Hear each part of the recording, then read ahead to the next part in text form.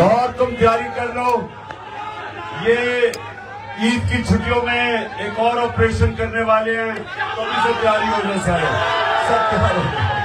अच्छा जी, दूसरा social media हमारा वेस्ट पंजाब। अच्छा, ये हमारी सोशल मीडिया की टीम वेस्ट पंजाब, इनको गलत फहमी है, न्यूट्रल्स को गलत फहमी है कि सोशल मीडिया अगर वो थोड़े लोग पकड़ लेंगे तो सोशल मीडिया में ये बच जाएंगे। कोई बच नहीं सकता, क्योंकि सोशल मीडिया अवाम की आवाज है। और बिहारी जी, बिहारी शाबाश। और गुजरावाला, ये सारा गुजरावाला, गुजरावाला ने वैसे बड़ा कमाल हमारी मार्च के अंदर जबरदस्त शिरकत की थी। उसके बाद पेशावर मुझे कमजोर नजर आ रहा है। पेशावर में मेरे भाई में कोई जुनून खत्म होता जा रहा है पेशावर में। और मर्दान, हाँ मर्दान में मुझे थोड़ी जान नजर आ रही है। शाबाश मर्दान। आगे उधर स्वाबी, स्वाबी जी, स्वाबी चनियोट, चनियोट के तरफ, चनियोट ओके चनियोट। इनके पीछे पिंडी है, पिंडी। वैसे पिंडी अभी तक आपकी परफॉर्मेंस हो नहीं जो मैं चाहता हूँ। तैयारी कर लो, इनकी छुट्टियों में ऑपरेशन के लिए मैं चेक करूंगा किसमें कितनी जान है। और सबसे पीछे अटक, शाबाश अटक, शाबाश। अच्छा जी, आप अपनी बात शुरू करने से पहले स्वाबी हो गया, डॉक्टर हो गया, स्वाबी बैठ जाओ। अच्छा, मैं एक नौजवान को बुलाना चाहता हूं, एक नौजवान को बुलाना चाहता हूं जिसका नाम है इब्तिसाम। इब्तिसाम इधर आ जाओ।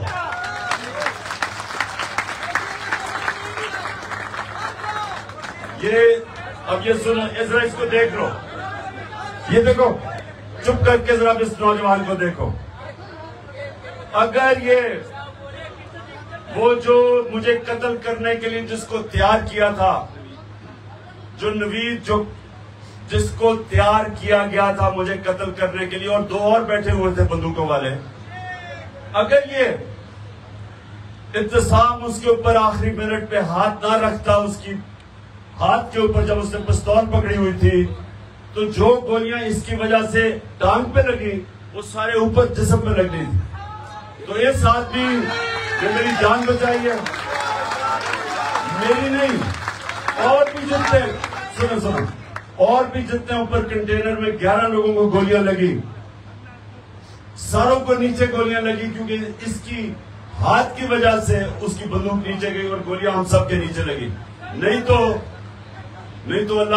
अल्लाह को क्या मंजूर था, लेकिन अल्लाह ने इसके हाथ से हमारी जानें बचानी थी। तो मैं आज इब्तिसाम तुम्हें वो शख्स समझता हूं। देखें, दुनिया में जब भी आम इस तरह के हालात के अंदर कोई बंदूक निकालता है तो लोग भाग जाते हैं।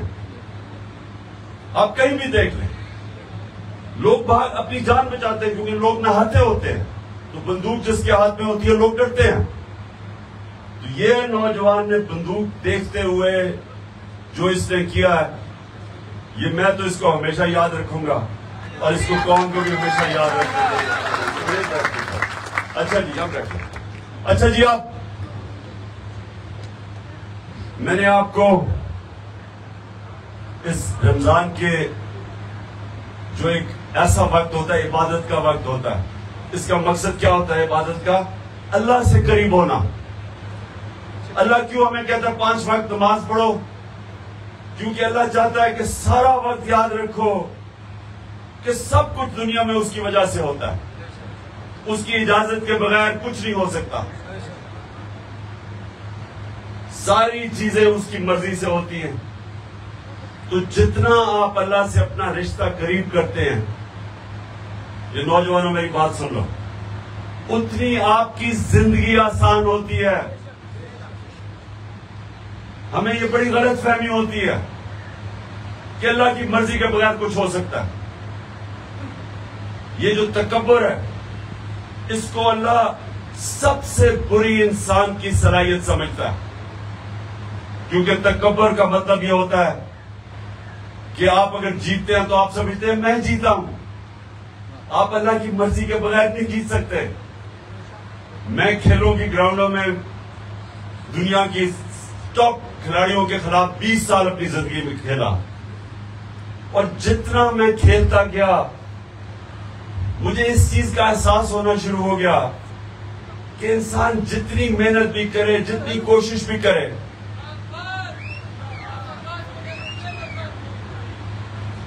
जितनी भी इंसान कोशिश कर ले, वो एक लेवल से ऊपर वो नहीं जा सकता। उसके बाद अल्लाह की मर्जी आ जाती है। इंसान मेहनत करता है। मैं सबसे ज्यादा मेहनत करता था, सबसे ज्यादा ट्रेनिंग करता था, प्रैक्टिस करता था, क्योंकि मैं बैटिंग दोनों करता था, बैटिंग भी करता था, बॉलिंग भी करता था, तो बाकी खिलाड़ियों से दुगनी मेहनत करनी पड़ती थी। लेकिन जब मैं अपने अरूज पे भी पहुंच गया, अपनी सलाहियतों के सबसे ऊपर, तो तब भी मुझे एक चीज का एहसास हो गया कि मैं जितना भी कर लूं, एक सतह के बाद मेरे हाथ से फिर गेम चली जाती थी। मैं आपको मिसाल देता हूं। हमारा था लाहौर में सेमीफाइनल वर्ल्ड कप का, 87 सेमीफाइनल। पाकिस्तान फेवरेट थी वो वर्ल्ड कप जीतने के लिए। सबका ख्याल था कि पाकिस्तान सबसे फेवरेट टीम थी। तो हम सबसे पहले सेमीफाइनल में पहुंच गए। हमने वो वेस्ट इंडीज को भी हरा दिया, जो उस वक्त की सबसे बड़ी, सबसे ताकतवर टीम थी। अब सेमीफाइनल के मैच से पहले मैं अब रात को सोच रहा हूं और कैलकुलेट कर रहा हूं कि अगर वो ऑस्ट्रेलिया के खिलाफ मैच था, मैं कहा अगर वो ये करेंगे तो मैं ये करूंगा। मैं सारी ऑस्ट्रेलियन टीम को जानता था, क्योंकि मैं ऑस्ट्रेलिया क्रिकेट खेल के आया था, उनकी लीग शेफील्ड शील्ड खेल के आया था, तो मैं उनके सारे खिलाड़ियों को जानता था। तो मैं सोने से पहले अपने ज़हन पे एक्सरसाइज कर रहा था कि जो भी वो, अगर वो ये मूव करते हैं तो मेरे पास ये खिलाड़ी है, अगर वो ये करते हैं तो मैं ये करूंगा। तो सोने से पहले मैं इस नतीजे पे आ गया कि वो जो भी करें तो मैं उनको हरा दूंगा। यानी मैं इस नतीजे पे, सुने आप, तो मैं टेक्निकली मैंने हर चीज सोची कि मैंने कहा ये कैसे जीत सकते हैं। तो मैं ज़हन में सारी, जब उनकी मैंने ताकत, कमजोरी, अपनी टीम जो विकेट थी, लाहौर की विकेट थी, मुझे बड़ी अच्छी तरह उस विकेट का पता था कि वो कैसे खेलती है। तो सारा कुछ जायजा लेके मैं रात को सोने से पहले, आखिरी मेरी सोच थी कि ये हमें अब हरा नहीं सकते, क्योंकि हम हर तरह इनके ऊपर हावी हो गए। अब ये सुने अगले दिन क्या होता है। अगले दिन जाते हैं, मैच से पहले जो एक मेरा खिलाड़ी होता है उसको इंजरी हो जाती है। अब ये मेरे हाथ में नहीं था। उसके बाद जब मैच शुरू होता है तो एक उसके बीच में 2 खिलाड़ियों की इंजरीज हो जाती हैं। अब ये भी नहीं मैंने सोचा था। हमारे विकेट कीपर के गेंद लगती है, वो बेचारा बाहर चला जाता है। जो दूसरा विकेट उसकी जगह मियादाद करता है, वो कैच ड्रॉप भी कर देता है, 22 भी दे देता है। फिर जो हमारा स्पिनर होता है, उसकी गेंद पे, उंगली पे गेंद लगती है, उसकी उंगली टूट जाती है, वो ना बैटिंग कर सकता ना बॉलिंग कर सकता। अब ये भी नहीं मैंने सोचा था। उसके बाद उनका जो 2 न्यूट्रल टॉप अंपायर होते हैं, वो उनकी एक ऐसा फैसला करता है, यानी जिस बैट्समैन को आउट देना होता है वो नहीं आउट देता, दूसरे को गलत फैसला कर देता है, वो हमें और नुकसान हो जाता है 17-18 रन का। फिर जब हम बैटिंग कर रहे हैं, जब जीतने वाले पोजीशन में पहुंचते हैं, तो वो अंपायर मुझे उस टाइम पे आउट देता है कि जिस वक्त हम जीतने वाली पोजीशन में आ गए थे। अब वो भी नहीं मैंने सोचा था। तो कहने, और वो हम मैच 14 या 17 रन से हार जाते। अब मैं कहने की आपको कोशिश कर रहा हूं कि इससे सबक ये मिलता है आपको कि इंसान जो भी कर लेता है, आखिर में वो चीजें जो आपके हाथ में ही नहीं होती, वो अल्लाह के हाथ में होती। फिर अब आगे चलो। ये था 87, उससे अगला वर्ल्ड कप खेलते हैं, जो मेरा आखिरी वर्ल्ड कप था। अब सेमीफाइनल मैच हो रहा होता है, ये सुने जरा गौर से, न्यूजीलैंड के साथ हमारा सेमीफाइनल का मैच हो रहा होता है। वहां का कानून तब था कि अगर आप दूसरी बैटिंग कर रहे हो और बारिश हो जाए तो वो मैच आप हार जाते थे, वो कानूनी जीत सा था। तो हम दूसरे बैटिंग कर रहे, घने बादल आए हुए, सिर्फ 5 मिनट बारिश होनी थी और मैच खत्म, हम हार गए थे। तो वो जैसे जैसे हम जीतना शुरू किया तो सारा जो भरा हुआ था स्टेडियम, न्यूजीलैंड में मैच था, सारे अब आसमान की तरफ देख रहे हैं कि अब बारिश शुरू होगी। वो थोड़ी सी बूंदाबांदी होती थी, वो अंपायर जाता था बाहर निकलने के, बारिश रुक जाती थी। फिर वो थोड़ी सी बूंदाबांदी, फिर वो कहता था बाहर जा, सारा क्राउड दुआएं कर रहा था कि अब बारिश हो, तो वो बारिश नहीं होती थी। 15 मिनट मैच के बाद बारिश शुरू हुई और 1.5 दिन बारिश चली। कहने का मतलब ये है कि ये हमारे हाथ में नहीं होता। तो इसलिए जो आप तकब्बर करते ना कि मैं जीता हूं, ये अल्लाह की मर्जी के बगैर कोई जीत नहीं सकता। इसलिए तकब्बर, एक मिनट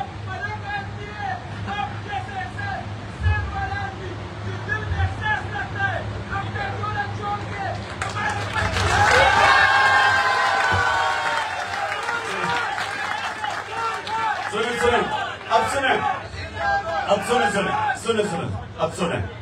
देखिए, अब सारे कहते हैं कि जनाब सारी जमातें आपके खिलाफ हैं, आज इलेक्शन कमीशन आपके खिलाफ है, और जो न्यूट्रल है वो भी आपके खिलाफ है, न्यूट्रल नहीं है।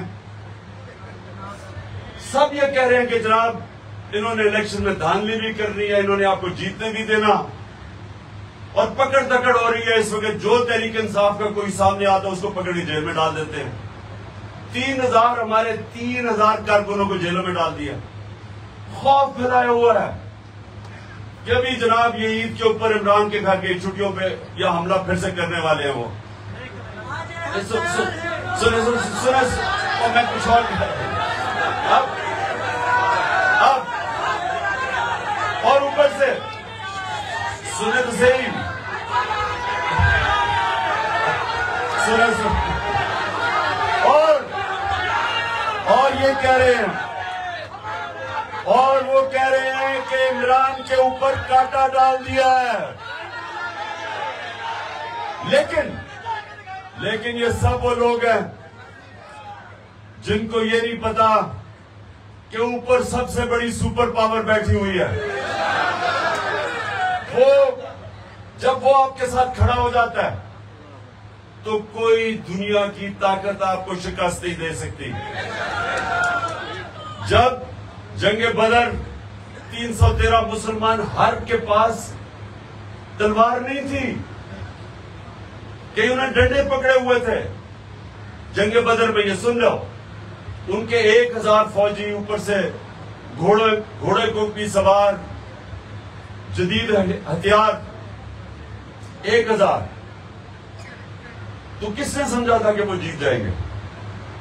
जंगे खंदक में 10,000 फौज लेके आए, मुसलमान थोड़े से थे, और जैसे मुसलमान अल्लाह ने उनको वहां से बचाया एक आंधी, तो वो भी ये समझ रहे थे मक्का के कुरैश की, अब ये हरा देंगे हम इनको।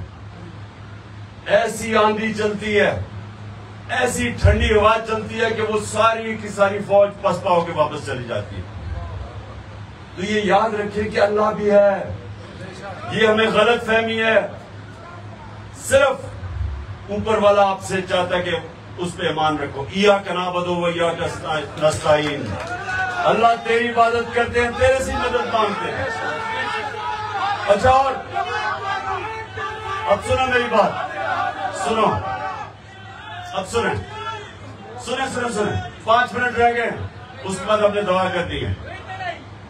अब मैं आपको एक बात आखिर में बात करता हूं। देखो मेरे नौजवानों, ये याद रखना कि अभी इसने जो शुरू में अल्लाह का कलाम पढ़ा था, नजम ने जो भी आपसे पढ़ा था कि मैं क्या जरा था और मुझे उठा के अल्लाह ने आफ्ताब बना दिया, या आफ्ताब के उस यानी उस अरूज पे ले गया। इसका मतलब क्या है कि आपने सब ने एक चीज सीखनी है। मेरे से एक चीज सिर्फ सीखो कि मैं सिर्फ कामयाब एक वजह से हुआ हूं, इधर तक जो पहुंचा हूं, एक वजह से, क्योंकि मैं एक आजाद इंसान हूं। मैंने कभी किसी की गुलामी कबूल नहीं की, कभी सुने, मैंने सुने मैंने ला इलाहा इल्लल्लाह मेरे दिल में जब आ गया तो मैंने कभी किसी को ये नहीं समझा कि उसके सामने मैं झुकूंगा या उस अपने जमीर का सौदा करूंगा। ये याद रखें, जब आप अपने जमीर का सौदा करते हैं पैसे से या खौफ की वजह से, तो आप ला इलाहा इल्लल्लाह के खिलाफ जाते हैं। अल्लाह हक है। जब आप राय हक से उतरते हैं तो आप अपना जमीर का सौदा करते हैं, आप शिर्क करते हैं। मेरी नजर में आप शिर्क करते हैं और वो इंसान को छोटा इंसान बना देता है। बस अभी 2 मिनट रह गए। जब आप इसका मतलब समझ जाए ला इलाहा इल्लल्लाह, ये एक फलसफा है जिसने वो मदीना के उन लोगों को, अरबों को जिनकी हैसियत कोई नहीं थी, उनको उन्होंने नबी सल्लल्लाहु अलैहि वसल्लम ने आजाद करके दुनिया की इमामत करवाई। ये तारीख का हिस्सा है कि 2 सुपर पावर्स चंद सालों के अंदर उनके सामने घुटने टेक गई, क्योंकि पावर है ला इलाहा इल्लल्लाह में। आपने समझना है, हम ला इलाहा इल्लल्लाह पढ़ते हैं और लोगों के सामने झुक जाते हैं।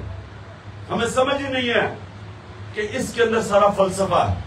और इया का नाबुद हो या का नस्तईन, वो एक और तरीका है ला इलाहा इल्लल्लाह कहने के। अल्लाह सिर्फ तेरी इबादत करता हूं और सिर्फ तेरे से मदद मांगता हूं, किसी के सामने हाथ नहीं फैलाता।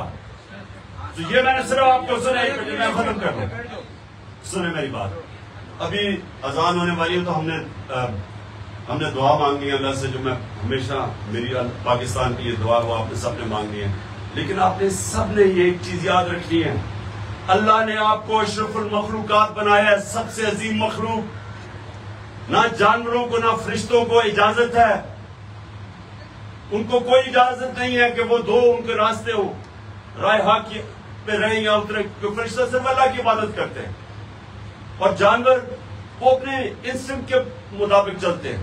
उनको ये जो इंसानों को जो ताकत दी है कि आप 2 रास्ते हैं, अल्लाह उनके रास्ते पे लगा जिनको नेमतें बख्शी, उनके नहीं जो अपने तबाही के रास्ते पे चल, उनको नहीं दी, आपको दी है। इसका मतलब आपको अल्लाह ने वो मौका दिया है कि आप आसमान पे भी जा सकते हैं और चूंटियों की तरह जमीन पे भी फिर सकते हैं। ये आपके ऊपर है। और ऊपर जाने का राज, ऊपर की परवाज का राज है ला इलाहा इल्लल्लाह। और नबी सल्लल्लाहु अलैहि वसल्लम, जब हम कहते हैं मोहम्मद रसूल अल्लाह, तो हम ये कहते हैं कि हम उनके रास्ते पे चलेंगे। उनका रास्ता है आपकी अजमत का रास्ता। आप जब नमाज में मांगते हैं कि अल्लाह सीधे रास्ते पे लगा, जिनको तूने नेमतें बख्शी, नबी सल्लल्लाहु अलैहि वसल्लम को सबसे ज्यादा नेमतें बख्शी अल्लाह ने, क्योंकि सबसे अजीम इंसान वो थे। और इसलिए क्योंकि उन्होंने जो भी किया, उन्होंने आसान रास्ता नहीं लिया, मुश्किल रास्ता लिया। मुश्किल रास्ता आपकी अजमत का रास्ता है, आसान रास्ता आपकी तबाही का रास्ता है। आप कुछ भी ना करें, बिस्तर में लेट जाएं, खाना पिया खाएं, तो आप मर जाते हैं, आप तबाह हो जाते हैं। आप आसान रास्ता लें। क्यों ये बादशाह तबाह हुई? बादशाह क्यों तबाह हुई? क्योंकि बादशाह के जो बच्चे थे वो इतनी आराम में पले, इतनी आसान जिंदगियां थी कि वो आहिस्ता आहिस्ता खत्म हो गए। जमहूरियत क्यों आगे निकली? क्योंकि मेरिट के ऊपर लीडरशिप आती थी, यहां खून के ऊपर आती थी। जिस तरह आप ये बाकी जमातें देख रहे हैं, एक तरफ सिर्फ शरीफी आ सकते हैं, दूसरी तरफ भुट्टो और जरदारी आ सकते हैं, तीसरी तरफ डीजल के बच्चे आ सकते हैं, चौथी तरफ तो ये उधर से मेलू आ सकता है। उसके बाद आपको पता मेलू कि गफार खान के बाद मेलू आ सकते हैं। तो आपकी पार्टी में मेरिट आएगी, जो आप में से मेहनत करेगा इंशाल्लाह ऊपर आएगा। दुआ कर लें। क्या कह रहे हो तुम? जल्दी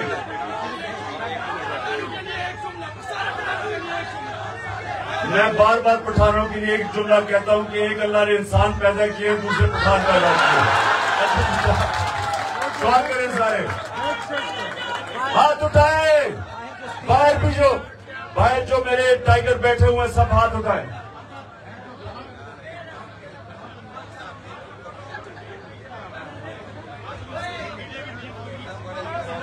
शाबाश। सोशल मीडिया अदर तुम्हें डरना नहीं है, कोई खौफ किसी से ना रखना, कोई कुछ नहीं कर सकता किसी का। अच्छा डर जाओ, बैठ जाओ। ये क्या? अच्छा जी, हाथ उठा के दुआ करेंगे, अल्लाह पाकिस्तान को मदीना के रियासत के असूलों पे एक अजीम कौम बना। अल्लाह पाकिस्तान में जो सबसे ज्यादा जरूरत है अदल और इंसाफ पैदा कर, और अल्लाह